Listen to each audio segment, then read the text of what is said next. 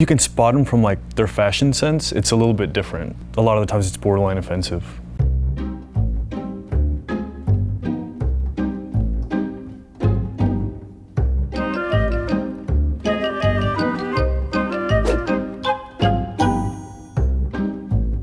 I think we're pretty open actually to all kind of tourists because we respect what they're doing. The only thing that we are asking that in return, please show respect to the country. One of the big things that I saw a tourist do was I was walking past a monument, Otto von Bismarck, who founded Germany way back in like the 1900s. And I saw one of a tourist, I'm not sure what country they're from. They were lifting their left hand in a Hitler greeting. And I was just kind of confused because not only is it not Hitler that they were doing it in front, but also why would you go to a country that's still suffering from that like traumatic experience and do that in plain sight? Like it wasn't even hidden, it was like a huge like populated area, and that was pretty offensive. It's hard to say because an offense is a big thing. I would say degrading monuments, just like the Love Bridge in Paris with the locks, that one was really hard to swallow when it fell down. Tourists in Rome, Italy are very loud, and especially in situations where they're not supposed to. Please don't do that. The biggest offense I see is when tourists arrive in a country and they speak their own language, like everyone speaks their language. When it's Americans and it's English, it's easier, but when it's Russian people and they come to you and speak Russian to you like you know everything about Russian, it's very frustrating. You see, like we Germans, not everyone speaks English properly. For example, Americans expect that everyone understands English. They yell a lot. One, we're not deaf. Second, usually you can spot them from like their fashion sense. It's a little bit different than Spaniards.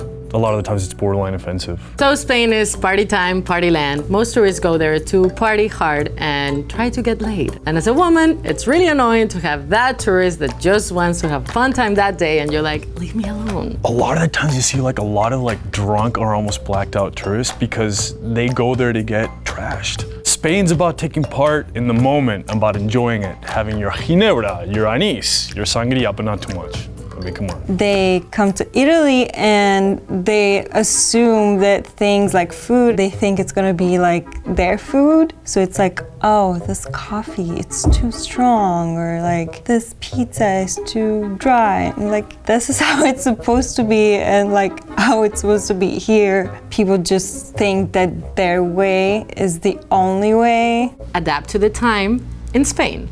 If you wanna have lunch, it's not at 12, it's not at 1.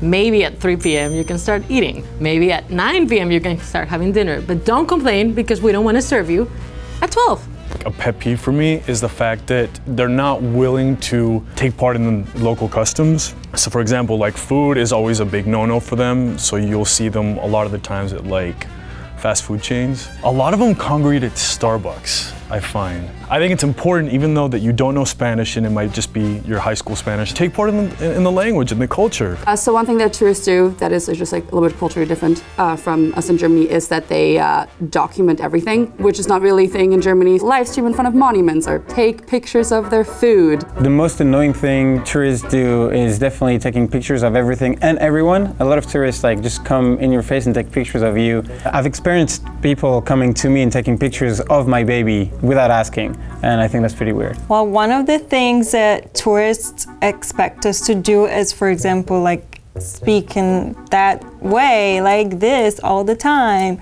but that's not how we talk. I'm from Paris and Parisians walk really fast, so tourists typically are very slow and they take their time and they typically take up all the space there is, and people in Paris know that you just stay to the right, but no, tourists take up the whole space.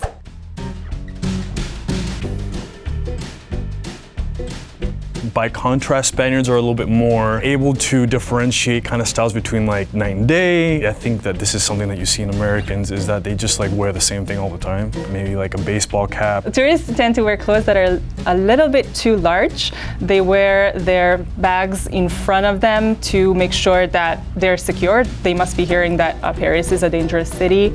And running shoes and just lounge clothes that are very casual.